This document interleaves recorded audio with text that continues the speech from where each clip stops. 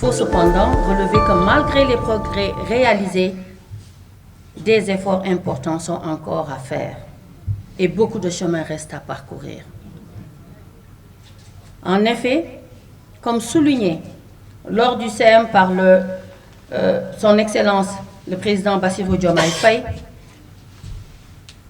le projet de transformation systémique place la famille, la femme et la solidarité au centre des priorités. Afin de participer à la concrétisation de cette vision, des défis majeurs sont à relever par la nouvelle équipe gouvernementale.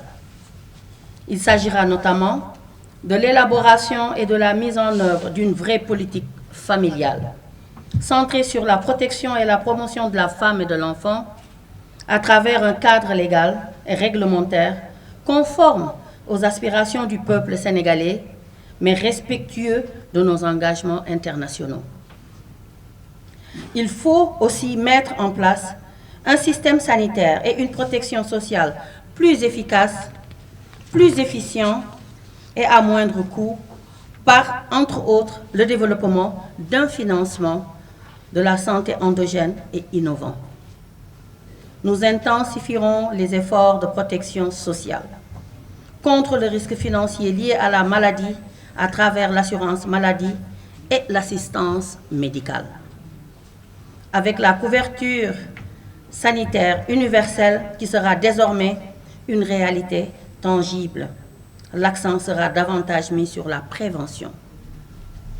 Madame le ministre, chers invités, en matière de développement communautaire et d'équité sociale et territoriale, nous finirons une politique assortie d'un cadre d'intervention stratégique et opérationnel pour la promotion et l'efficacité des initiatives de développement à la base. Ce qui se passe par le renforcement de certains programmes comme le PUDC.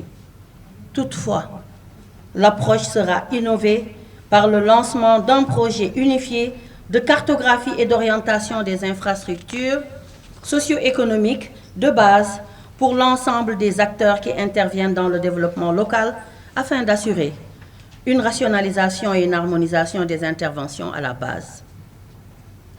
Madame le ministre, Mesdames et Messieurs, ces différents propos de réforme démontrent à suffisance la volonté politique forte et engagée du président de la République et de son gouvernement à investir davantage dans le renforcement des droits des femmes, la lutte contre la pauvreté ainsi que les inégalités sociales et territoriales.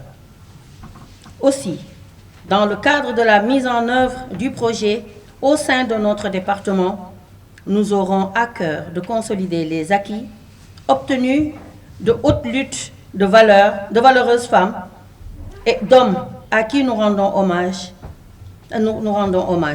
C'est d'ailleurs dans la suite de tous ces chantiers que le projet de changement structurel offre une opportunité historique de décloisonnement, de prise en charge du genre, de l'autonomisation de la femme.